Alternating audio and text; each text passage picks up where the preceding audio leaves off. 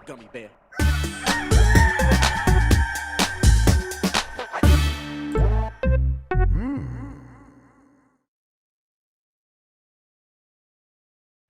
It's the internet. You're busy. Let's do this for May 22nd, 2023 for the next hour or so. Let me help you sort through the world of gaming on Game Mess Mornings Live with me, Jeff Grubb. Today, Final Fantasy XVI story is confusing to its own developers, and AEW is finally releasing a video game. But first, please join me in welcoming today's co-host of Game Mess Mornings. It's Marcus Stewart, everybody. Marcus, how are you doing? I'm doing great. Happy Monday, everyone. It's the best day of the week. Everyone's so happy to be up this morning. We're doing it. We're getting it done. We're taking care of business. I'm very excited. Marcus, last time that I interacted with you, you destroyed everybody in trivia over, I think, over on MinMax, I believe, is where you did that. And it was pretty impressive stuff.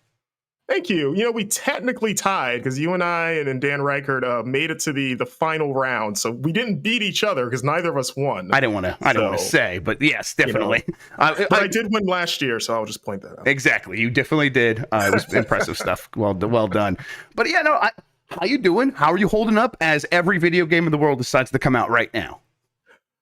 Busy. And I guess the best ways, you know, it's hard to complain about like, oh my, I can't hold all of these great games right now. Yes, and exactly. Trying to, exactly. Even as a single guy with no kids, you're like, oh, I should have all the time in the world. And you're like, not so much. So it's been a fun sort of like almost trying to find a rotation of like, okay, I'll play maybe a little bit of Star Wars. I'm still finishing that, and then jump into Zelda, and then also doing work games as well. So I can't complain. I could be busy doing less pleasant things, you know? Definitely. I absolutely. I've worked a lot of jobs in my life. This kind of busy is pretty good.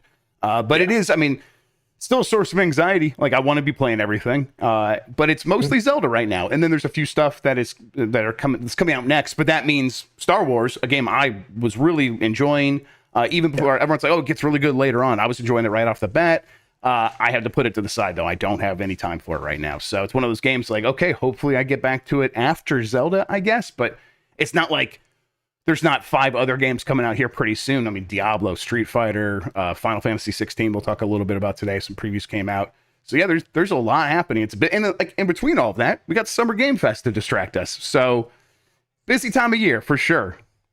Yes, the busiest month of the year. It's my anxiety is it's rising as it gets closer and closer. Like, oh, there's going to be so much to cover. Yes. But, you know, ready for it. This is what we're built for, right? Yeah, I guess so. Someone built this for something.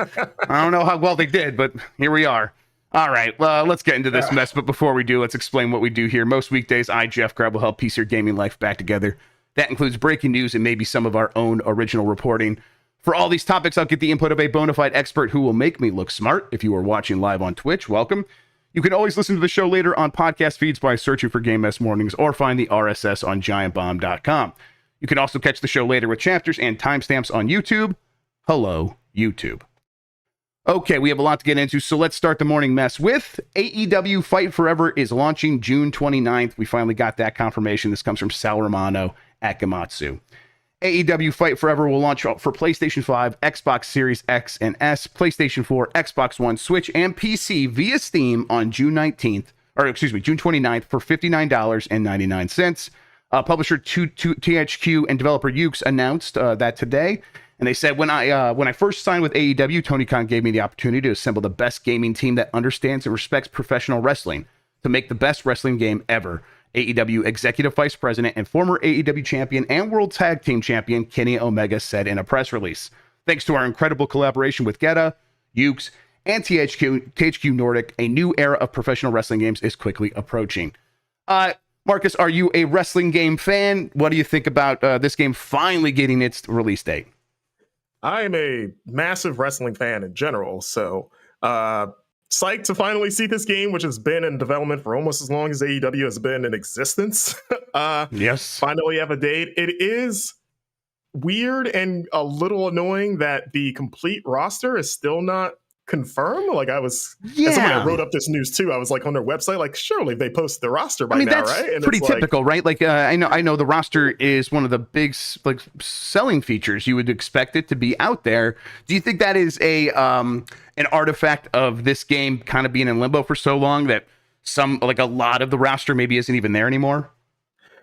Well, it's weird because the people they have shown are still with the company. The only two really that kind of were in flux were CM Punk and Cody Rhodes, though. Cody Rhodes, I mean, Kenny said last year that Cody was in it. Yes. And as far as I know, that hasn't changed. So it's just more of like, oh, that's kind of weird. But, Punk, of course, probably still in it, honestly. Yes, definitely. Recent rumors are to be believed. Yes, definitely.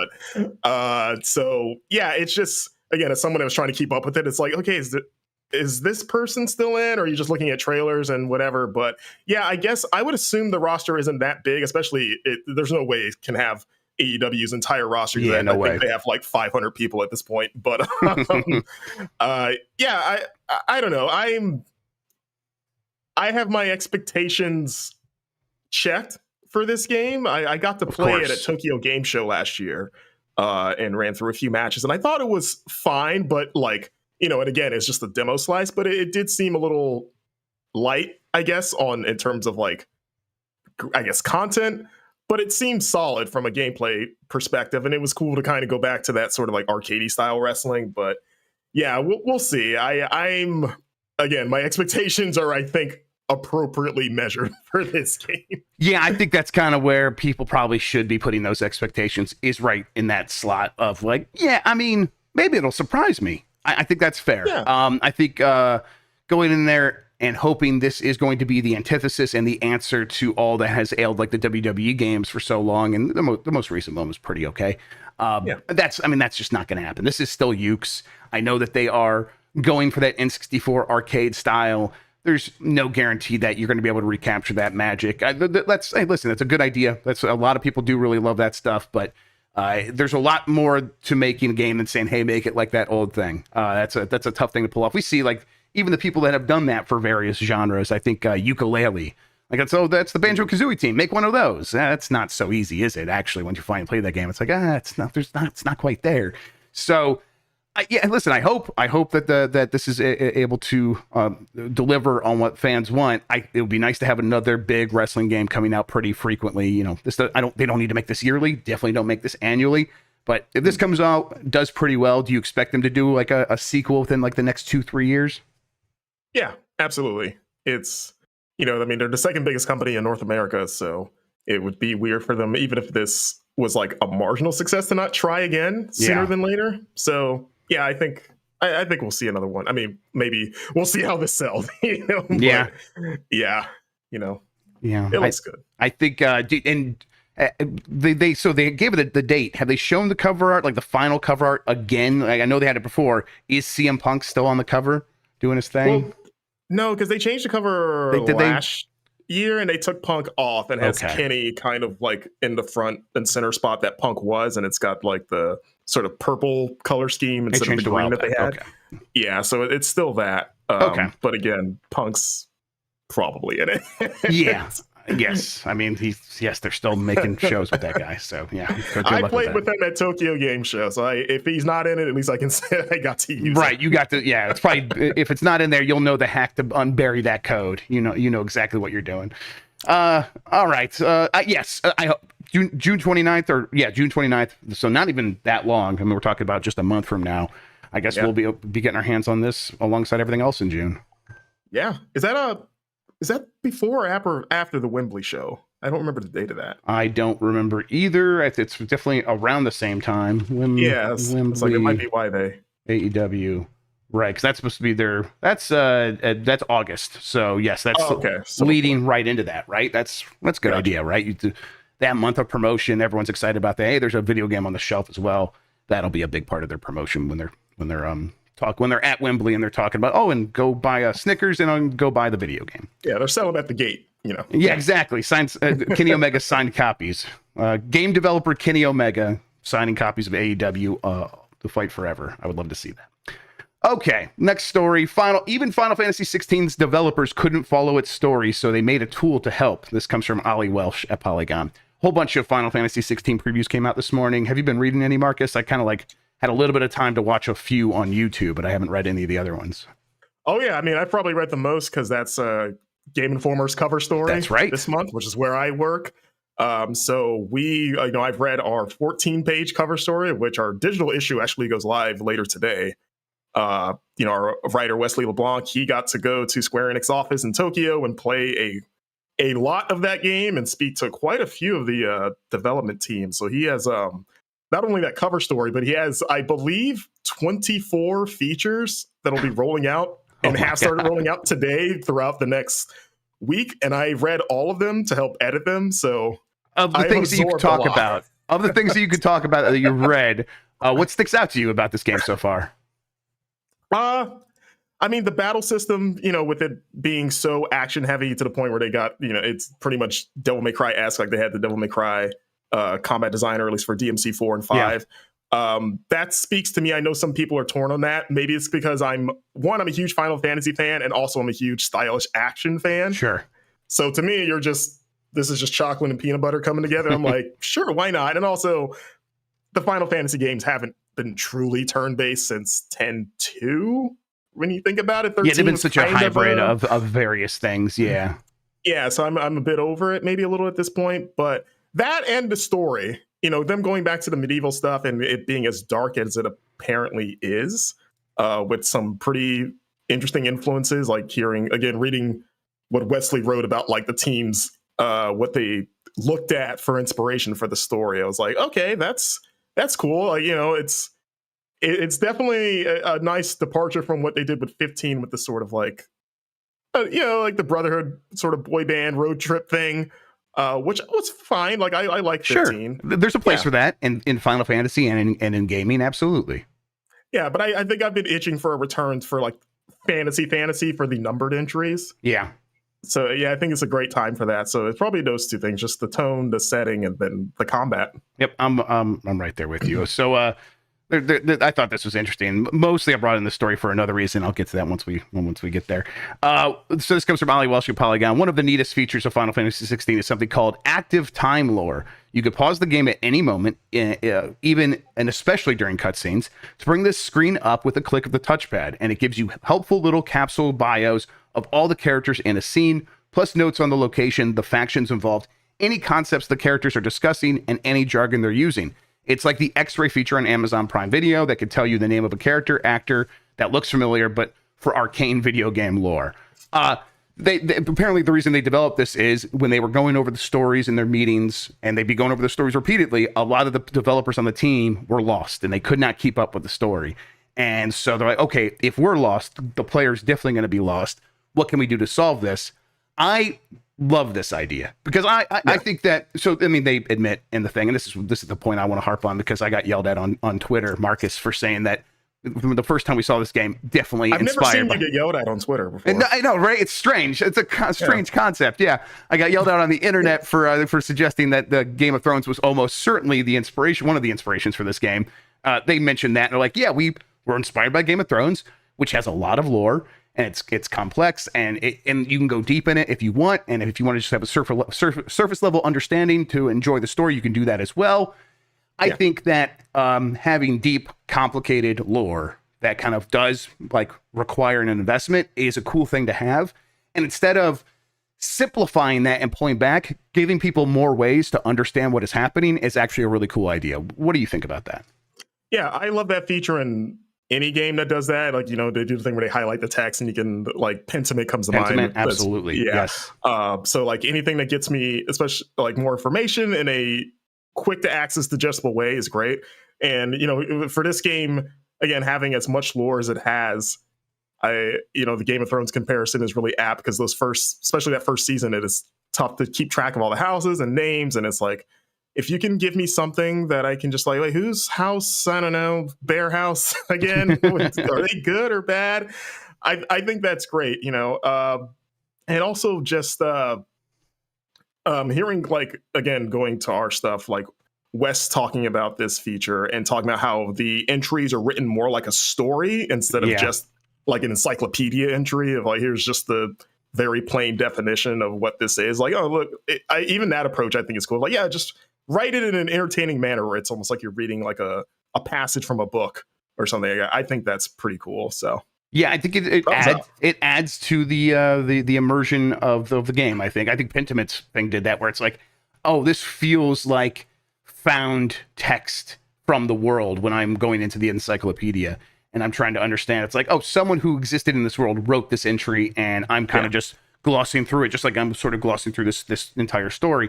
I think, yes, games should definitely, like, games can do this. They are software, right? They can have bonus features on top of everything else to give you more ways for your brain to connect with the story. So yeah, I think this is a really fantastic idea. Final Fantasy 16, really big. I mean, from what you've seen so far, you think it's going to live up to the expectations? Because they feel sky high. Yeah, it's Final Fantasy, at least the recent ones, in my opinion, have always been a little hit and miss. Sure.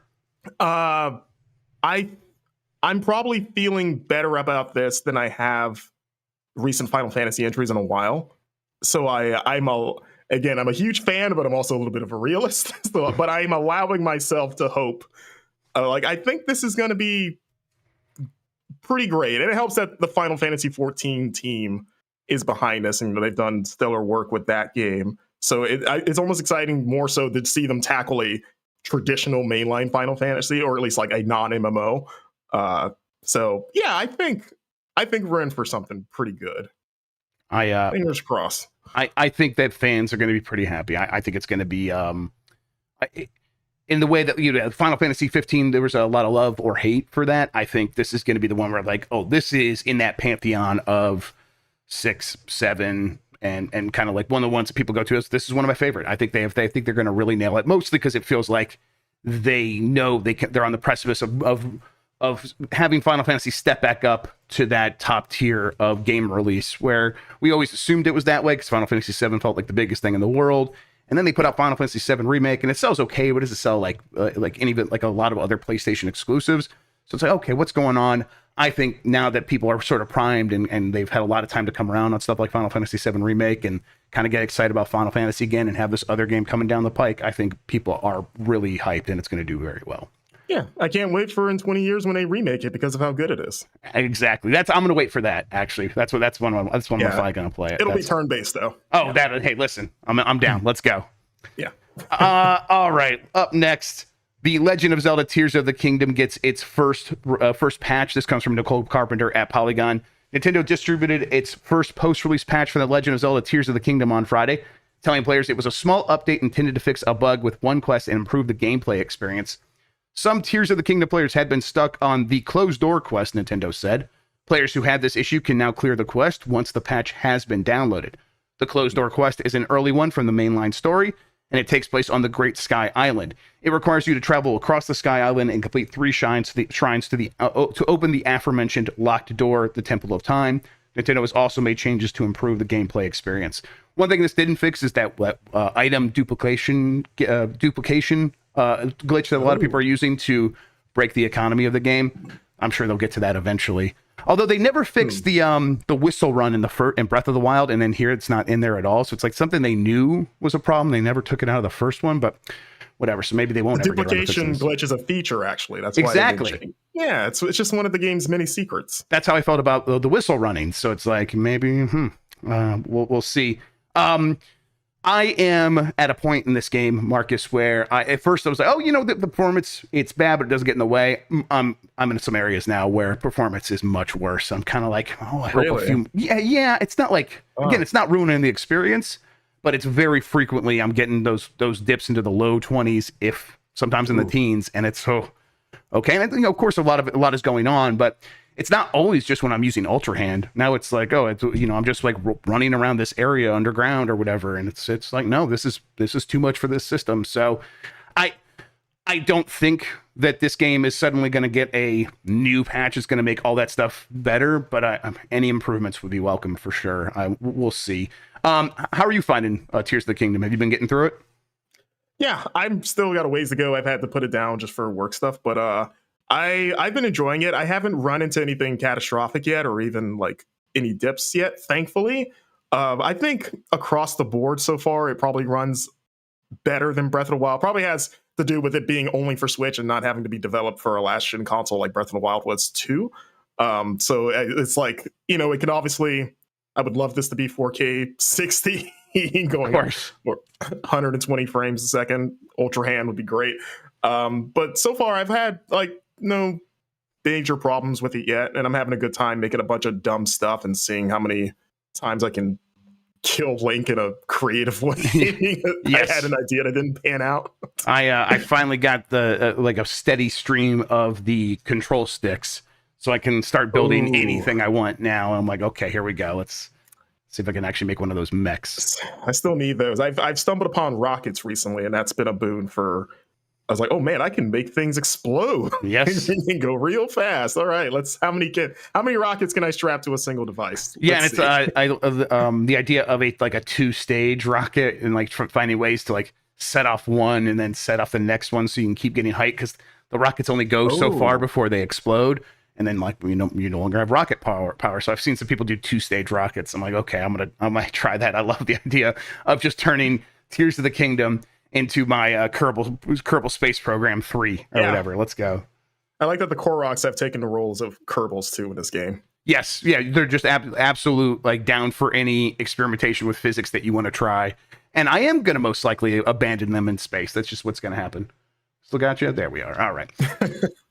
Okay, let's move on to the next Zelda story. Zelda Cadence of Hyrule dev, Brace Yourself Games confirms layoffs. This comes from Liam Doolin at Nintendo Life. Canadian indie developer Brace Yourself Games, known for Switch exclusive Cadence of Hyrule, has cut a portion of its workforce.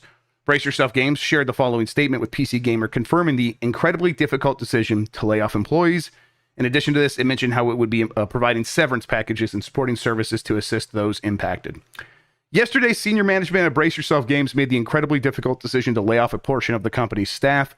This decision was not made lightly, as we deeply value our talented and dedicated employees. As part of our commitment to our employees, we are providing severance packages and support services to assist those impacted by this decision. We are also working to address the impact on our remaining team members and to ensure that we can continue to meet the needs of our players.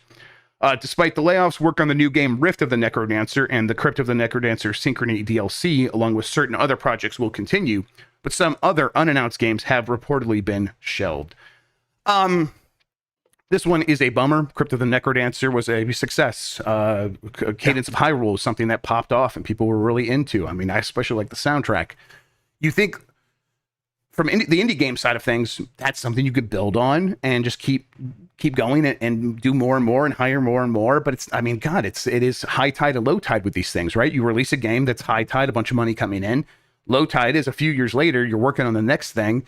And the game came out a few years ago, and sure, you probably get pops every time there's a sale on Steam, but eventually that stuff dwindles, and now you got to find ways to pay for people to work on the next game without as much money coming in.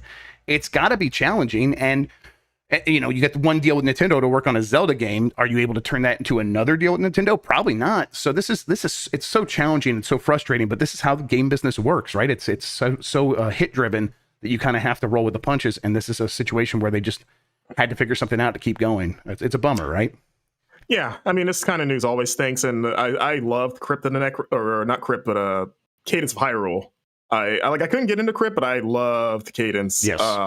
Mainly because I turned off the music thing and I played with the fixed beat mode, which good tip if you're rhythmically challenged, I guess. It's weird because didn't they just announce what was it, Rift of the Necrodancer, which is the sort of like Guitar Hero looking spinoff? Right, the one that it looks like Guitar Hero, but it also looks like Rhythm Heaven. It's got a bunch of stuff going on at the same time, and they said they're still working on that, so that's still happening. But I can't remember when they announced that. Did that have a date? I can't remember. Maybe. I mean, they just announced it like a month ago. Yes, at one of the. I think it was a Nintendo thing, right? Or a state of, I don't know. Yeah, was that an Indie World? I think it was an Indie World. Yeah, that's right. Yeah. So I mean, it looks cool. I'm ready for it. I definitely like that idea. I like you. I was more into Cadence than I was into Crypt of the Necrodancer. But yeah, okay. So we're gonna take those similar concepts and apply it to other genre of rhythm game. Let's go. But it's not something that's so easy because you still gotta finish making that game before you can start generating money from it. This is the kind of thing that gives me it makes me anxious about people in the video game business, because it is such a thing where you have to hire staff and give them benefits and give them full-time jobs, and a lot of times that is a risk you're taking on while you wait for a big payday down the line, maybe. And it's like, man, in a lot of cases, some of those games are going to miss. And it's like, that's just going to be a huge hole that you've dug yourself into it's a tough business. So, yeah. Let's see. All right. I'm going to move on to this next one. Dead by Daylight is getting spin-off games from Supermassive and Midwinter. This comes from Eric Van Allen at Destructoid. The world of Dead by Daylight expands to new projects. Behavior Interactive has announced 2 new spin-off games for asymmetrical horror games, Dead by Daylight. Supermassive Games and Midwinter Entertainment are both working on spin-off projects within the Dead by Daylight universe. Announced today during the Dead by Daylight 7th anniversary stream, there's some details out there. But mostly, it seems like they are going to make the kinds of games that you would expect. Supermassive, of course, is the studio that has done those those like the dark pictures, yeah, choose your own adventures sort of stuff, where it's like very cinematic and has recognizable actors in there playing roles, and as you make your choices, people die or whatever. That's a good fit for Dead by Daylight, right? Yeah, sure, why not? It's which one of these or how many of these projects have Nicolas Cage is the real question. Yeah, so yeah, Nicolas Cage announced as like joining the Dead by Daylight universe. That's continues to be very funny. But yes, I listen, I hope he shows up in all of them. I would love to have a sort of Supermassive game with Nick Cage in it. Wouldn't that be fantastic?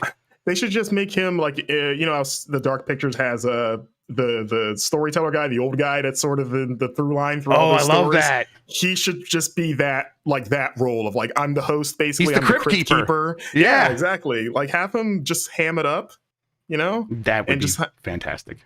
And what else are you paying him for? If you're going to pay him all that money, at least get him on for multiple games, right? Yeah, there's also a Dead by Daylight movie adaptation, I guess, at Blumhouse. Wait, what? Blumhouse. Yes, the recent, okay, that's in line with the studio's recent moves, which is giving us a Dead by Daylight movie adaptation currently in production at Blumhouse. I mean, that's just a slasher flick, I guess. I guess, right? It's just a slasher flick turned into a multiplayer game. Yeah, you can get the DLC for all the other stuff, and now it's a Jason movie or whatever. It's got there's a Scream Face guy in there. That is weird, but I guess we'll see. Dead by Daylight, one of those secretly massive games that I don't ever engage with, but a lot of people are always playing it, and it is growing into its own universe, as we can see before our very eyes. Yeah, I'm the same, where I look at it from the outside and I go, that looks cool. I've only ever played it like at an E3 before it came out. But honestly, legit, the Nicolas Cage news has me like, I think I might have to try this now. Yes, I'm like kind of, I want to get involved with whatever Nick Cage is doing in video games. I want to make that part of my life. So I guess I'll be looking into that. All right, next up, Alan Wake voice actor says Alan Wake 2 is supposed to come out in October. This comes from Adam Bankhurst at IGN. Alan Wake voice actor Matthew Peretta appeared on Monsters, Madness, and Magic and said Alan Wake 2 is supposed to come out in October. While we know Alan Wake 2 has a 2023 release window, Peretta may have narrowed down that window around the 1637-minute mark of the latest episode of that podcast. He said, I've been working on it. That's supposed to come out in October.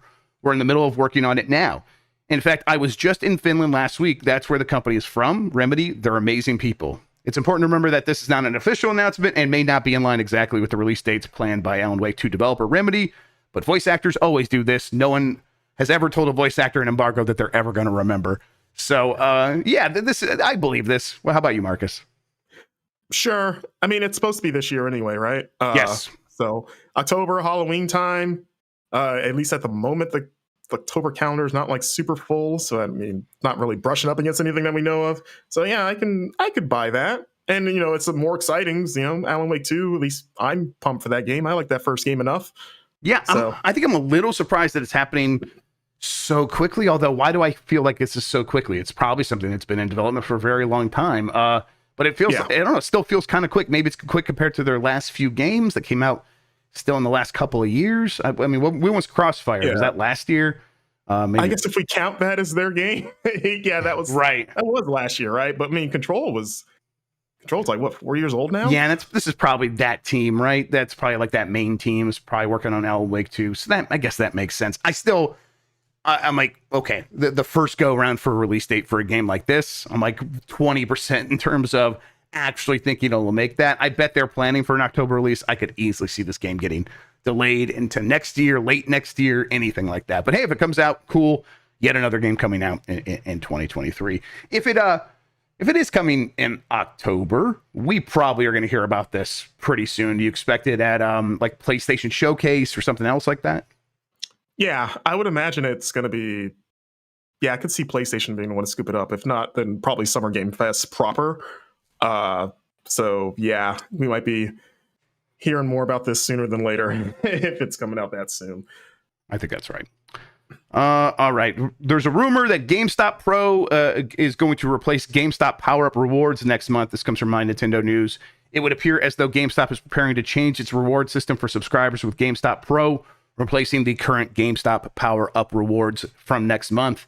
The company says in an internal document that GameStop Pro will deliver a new simplified, valuable program that gives members more reasons to shop at GameStop for their favorite games, collectibles, and more. Subscribers will be able to get an additional 5% off the following: all collectibles, toys, trading cards, and apparel, all pre-owned products, all GameStop product production plans in store, all GameStop brand products except gift cards, all clearance, and those discount stacks with existing promos.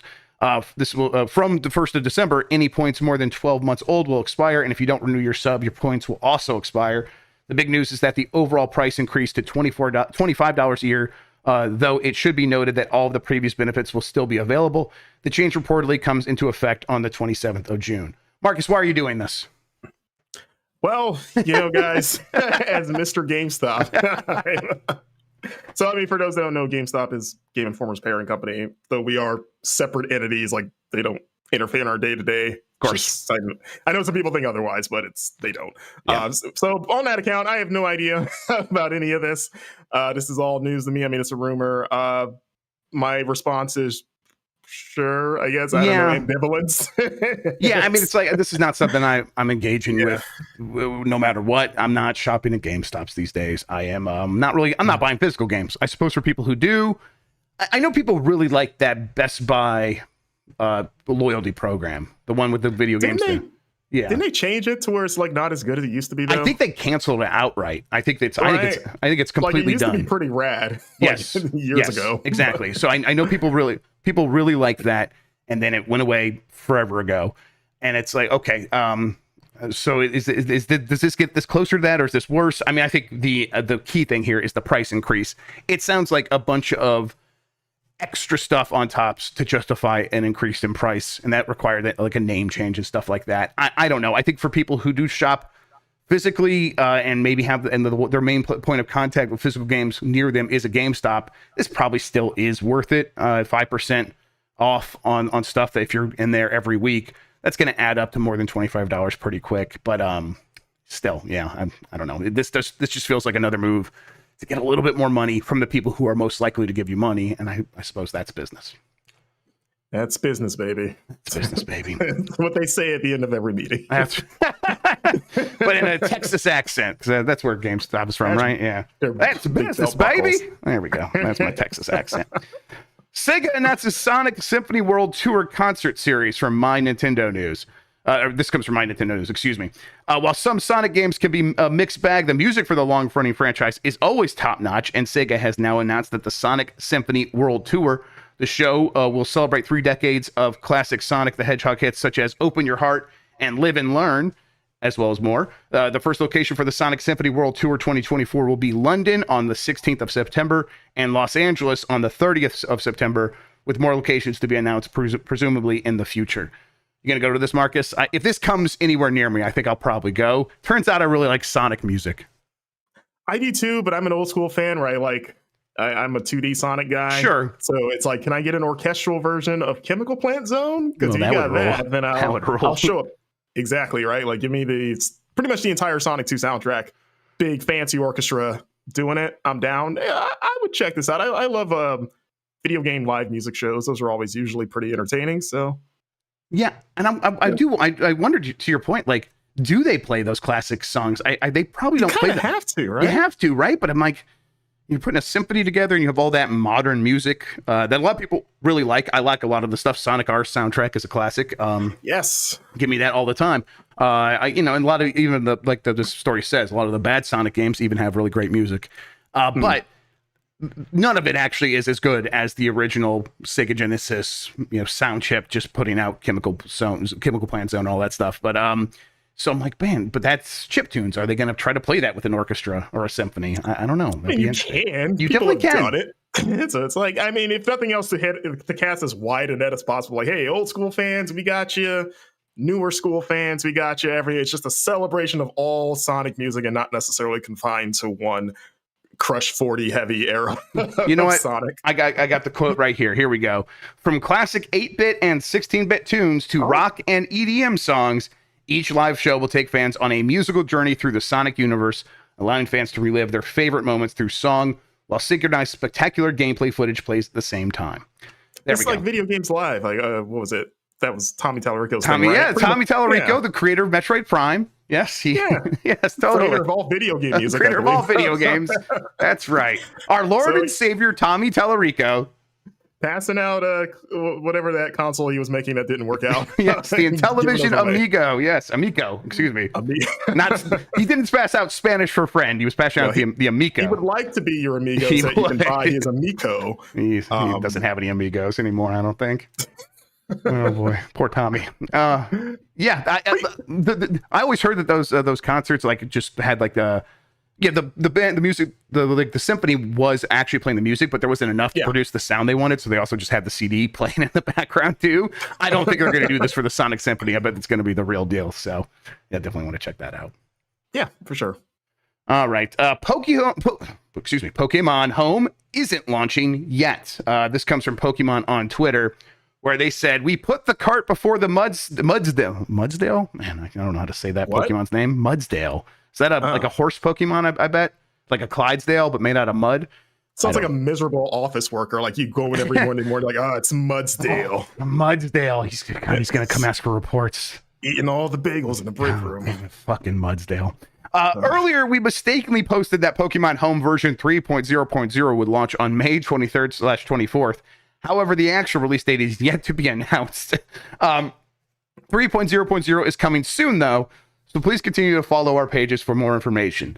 This comes after they previously said, starting May 24th, get special Pokemon when you link Pokemon Home with Pokemon Scarlet and Pokemon Violet. What is wrong with this company, Marcus? Why is the Pokemon company so bad at this? I don't know. That's a question as old as time, perhaps. Yeah, it really is. And they have so much money. They should be able to hire someone competent. Why can't they do it?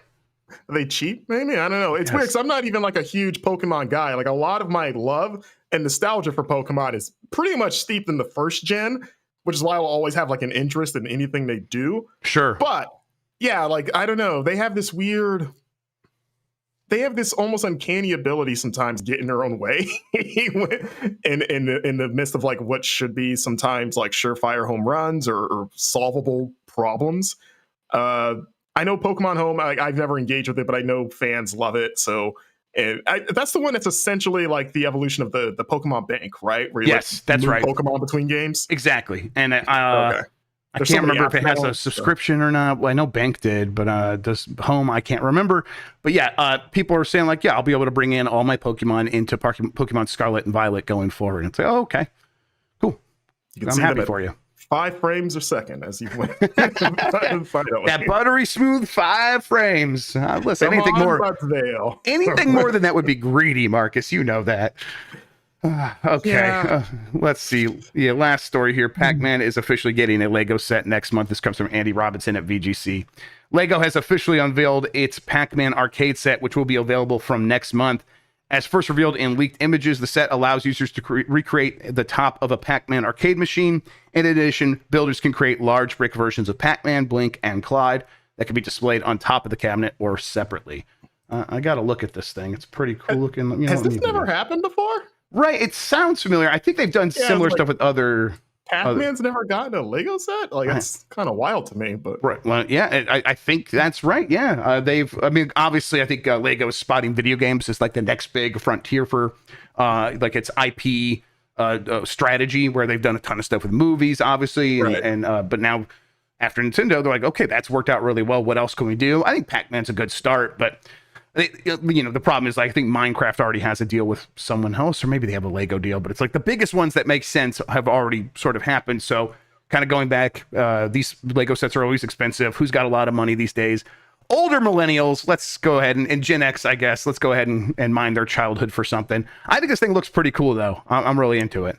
Now, is the minifig just classic, like, pizza Pac-Man, or is it arms and legs, full, like, bipedal Pac-Man? So I got the video playing now, and it looks like pizza slice Pac-Man. Not, I know you mean, like the Pac-Land Pac-Man, where he's got the milady hat, and he's got the arms, and I think he's carrying a suitcase. I might be delusional. I might actually be misremembering that, but that sounds right. Accessories to him. Yeah, that's just me thinking about my dad. That's who I'm, Dad Pac-Man.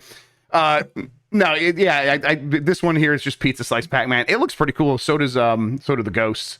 The ghosts are also double-sided. If they on the one side they have their color versions, and if you flip them around, they have the blue. Like when you turn into a Super Pac-Man, they have the blue versions of the ghosts. So it's pretty cool. I want Clyde to go. He's the best one. Yes, it's actually it looks like the screen itself is quote unquote animated, where you can kind of do the crank. And the Ghost and Pac-Man move around the screen a little bit, like on a track. It's pretty cool looking. So I don't know. Cool. I like these ideas. I wish I would have got the NES one. I think I might not miss out on this one. I'm going to get this, I think. Yeah, I live close to a Lego store, and I still see it every now and then. And every time I look at it, there's a battle with me and my wallet. Yes. The problem is I have unfinished ones. The Seinfeld set is sitting over there since the beginning of the year, like halfway finished. I have BD1 from Jedi Fallen Order. Ooh. And I really want to put together that set. I haven't even started it. So kind of like it's easier to win those battles when I think, no, you aren't even building the Lego sets you have. So don't go and buy another one. But they sell Lego out at home. Yeah, if we got Lego at home. Exactly. All right, let's see. I have the poll from last week. I'm going to bring that up right now. I asked, will there be more or less than 3.5 PSVR 2 games at the PlayStation Showcase? Let's see, 63% said there will be fewer, 3 or fewer, and then 37% said there'll be 4 or more. I think I lean towards 3 or fewer, but I can easily see them doing a montage that has 6 VR games in it, and then I think that would, that counts. That counts. Marcus, what do you think is happening with PSVR at the showcase? I was also going to say 4 or more. I don't think it'll be like 10 or anything, but I think it'll be at least 5, and that's not even considering the possibility of a montage. But I mean, there's quite a few that have, that were announced previously that have not been dated yet. And some of them are supposed to come out this year. Like I think at least 3 are supposed to come out this year that haven't been dated. So that's a good point. And I think so putting aside this question and sort of like the shittiness of like, is this going to get PS Vita'd already? I'm not trying to do that, but look, how many new PSVR 2 games do you think could get announced at this showcase? Do you think are they going to show a real investment towards the future beyond what they've already announced? I mean, when I think of new, it's like, okay, something that hasn't been announced, but was still in the works before PSVR 2. So it was like, we knew this was going to happen. We just maybe it wasn't ready to show during like past showcases. So I think there'll be, if we're going to put a number on it, I think there'll be at least 3 that we don't know about. This isn't counting ports, right? Sure. Like, I don't think so. Okay, I'm holding out for the Half-Life Alyx thing. Right. I mean, listen, Half-Life Alyx is big enough that we can count that one, but I think other ports from like Oculus Quest games, like not counting those. I just want to see Sony making big moves with PSVR 2 in the way that it made with PSVR 1, where it went out, spent a lot of money, got a lot of partnerships, and I think like the dual edge or the dual problem of John Drake left. He was in charge of a lot of that stuff at Sony before and was very good at it. And clearly he's putting that stuff to work for Disney now. But so he's left. He's not like actively out there making those connections. I'm sure they have someone else that would try to do that. But then the other problem is there's not as many VR developers anymore. So even if Sony has the desire to go out there and spend that money, I don't know if the reality on the ground is going to empower them to do that. So it's like, okay. And then I think actually I go a step further and I actually don't know if Sony is going to pony up that cash and wants to make that investment. I think they are probably taking a wait and see approach with how the PSVR 2 does. And if it doesn't do well enough, I think they're going to just, slowly support it as, on the same trajectory that they've been on with this thing so far. And that probably doesn't mean 10, 15 new games, mostly funded by Sony. And does that sound right to you? Yeah. I mean, it's almost feels like a weird catch-22 of like, okay, they could slow down. It's just like, oh, let's just sort of wait and see. But at the same time, it's like, it's not going to get better if you don't give people reason to be excited for it by like announcing new stuff. So it's like you kind of have to, you got to throw something out there, right? Because like I have not bought one, and I didn't buy the last one either, and a lot of it is just because of like Sony's track record supporting things long term that are not their main consoles is not great for the most part. And so it's like, oh wait, we'll see where this is in like a year. And I think you're exactly right. And if they started slowing down already of like new stuff, then it's like, oh damn, okay, well I guess I was right again. So it's like they kind of gotta, right? I mean, they got Half-Life Alex, man. They have to do something. But I mean, if you look at the trajectory over time of the PSP getting quite a bit of support and the PS Vita not getting quite as much support, but getting a lot still. Frankly, it still got a lot. They put out games on the Vita that were pretty surprising. A lot of them were cross-gen too, though. They were on console too, so it was like... That's right. That became their strategy of we really... The PSP, we'll have a developer take a thing that would have been on one of our home systems, and they'll make something new exclusive for the PSP. And they're like, that was a lot of effort, and there was a lot of, and that juice wasn't worth the squeeze, because a lot of times those were not as good as the home versions, and people noticed that. And so, and then this is what like, the magic of Nintendo for so long is like they had the two systems and they had teams dedicated to both, and they would make great things for both things, like specifically built for those systems. Sony never quite could figure that out, and probably just didn't have the desire to figure it out. So as the Vita came along, they're like, well, can we kind of fake this a little bit? And then that's, you know, it was less support than the PSP, and then we get the PSVR, and it got quite a bit of support. I think it got more than the Vita, frankly. But I think now we're looking at maybe the PSVR 2 being almost the Vita to the PSVR 2's PSP. And I saw it's like, I don't know. I don't know. All right. I have a new poll that we will answer on Wednesday. It is, how high are your expectations for the PlayStation Showcase? I think we're going to answer that, and then the showcase will happen later that day. So that'll be fun. How about you, Marcus? Where are you at? Like on a scale of 1 to 5? I mean, do you have super high expectations for the show? Because I'm kind of like, this is it. They are going to be setting up the next several years of PlayStation 5. Yeah, I'm at like a 4. Like, this is essentially their E3. So, you know, and also them saying like, hey, it's going to be first party, third party, and indies. Like, this is the whole gang's here, basically. Yep, all the stars are here.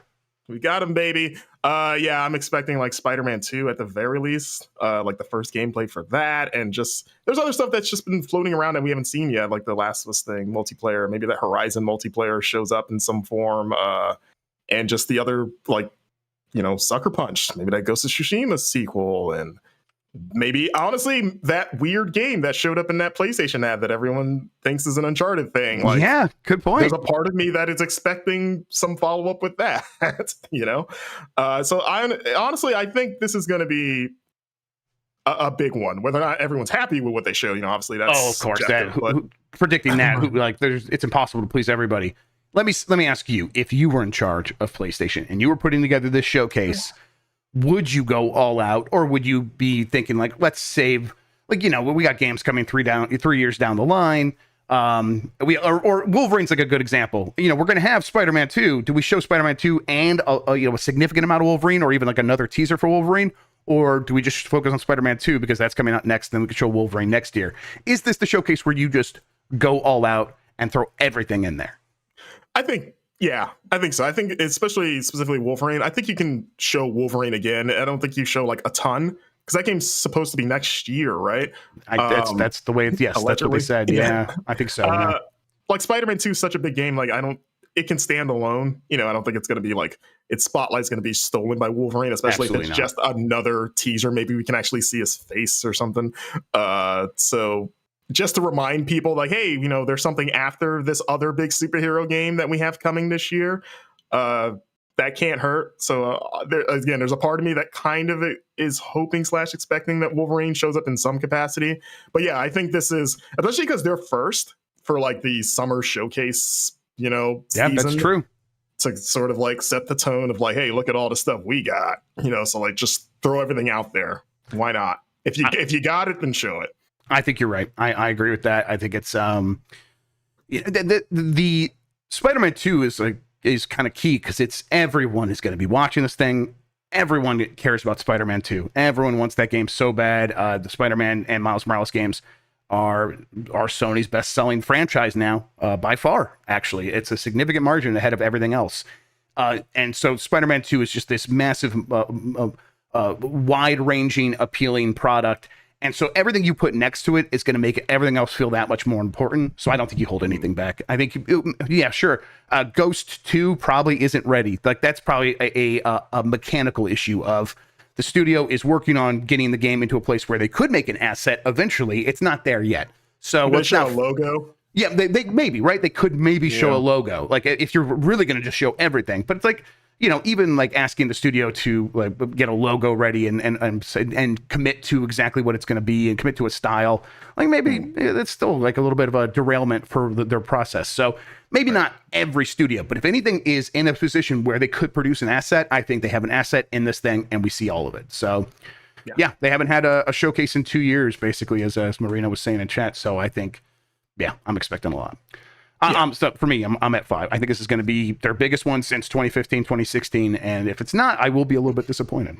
So. Yeah, especially the name. Like, if this was going to be smaller, then they probably would have just called it a State of Play. Absolutely right.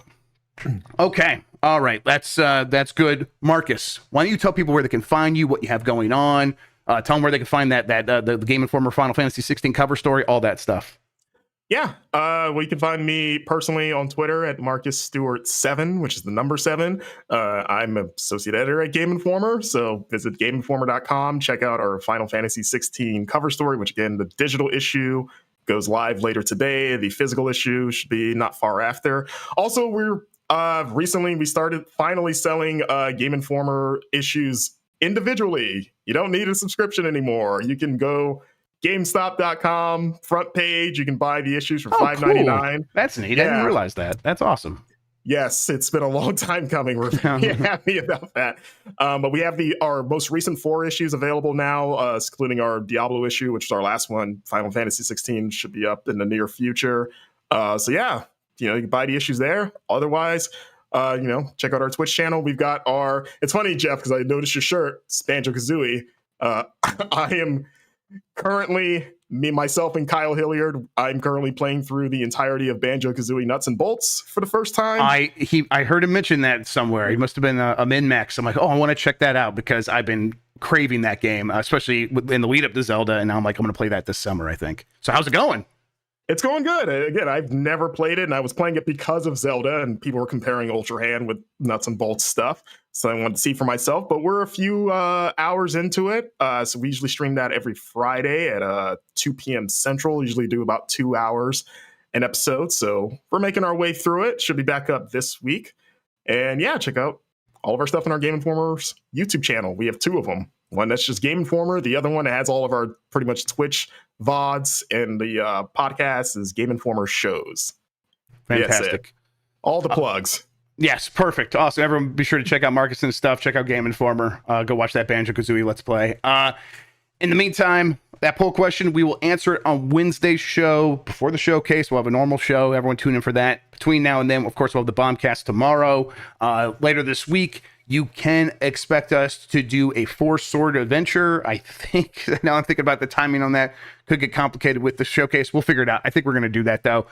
Thursday, we'll have a Diet Blight Club. Dan's going to be out, so we're going to miss our normal Blight Club. We'll come back with something, though, or maybe some spin on that. We'll figure it out. We're going to go in the medium right now and get all that planned out. There was a new episode of Jeff's Bizarre Adventure that just went up late last week. Be sure to check that out. And then, yeah, I think Jan is putting the finishing touches. If it's not out already, I haven't checked the site this morning.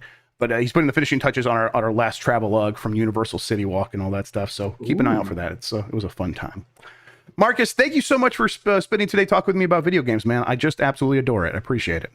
Yeah, thanks for having me. Thanks for everyone in chat for hanging out. And everybody, you're the best audience in gaming. Until next time, have a good one. Take care of yourself, and goodbye.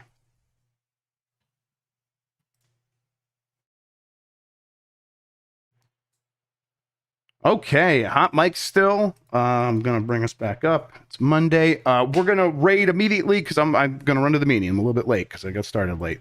Marcus, thanks again, man. That was awesome. Yeah, man. Thanks for having me. What are you doing Friday at 7? Would you want to be on a video game Jeopardy show? No pressure. Just to figure I'd ask you. 7 p.m. Yeah, 7 p.m. Eastern. I should be. I can move the time around. The time is flexible, so. you got a time that works better for you on Friday, you can let me know. But yeah, that's generally when we do it. Yeah, sure. I'm happy to come on.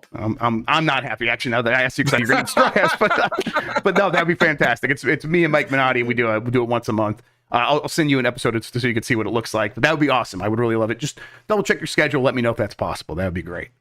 Yeah, I was going to ask if you ever want to come on our super replay for Banjo. I would love we that. usually do that Friday afternoon. So okay, all right, yeah, free Friday afternoon. All right, yeah, that would be great. Maybe we do that back to back. That'd be fun. All right, let's see who's live. Who's gonna get it? Yeah, who is going to receive those? Let's go. Let's see this. Man, there's this weird channel that does a like their own wrestling promotion with WWE 2K19. I kind of want to just, but I'm not like 100% sure that they aren't problematic. So I'm like, that's the challenge. That's right? the real risk, isn't it? The real minefield. Exactly. I've always wanted to rate a completely unrelated stream to like almost like crash in a way of like, oh, here's like a political commentary. It looks really serious. Exactly. Here's a bunch of video game fans. All right, you know what, fun, guys. I don't got anybody, so we're just gonna raid Rift Tracks. You guys go watch a bad movie. I'll see you guys tomorrow, probably. Bombcast. That'll be the next time I see you. Got a bunch of stuff to get ready for them. All right, everyone. Have a good one. Bye.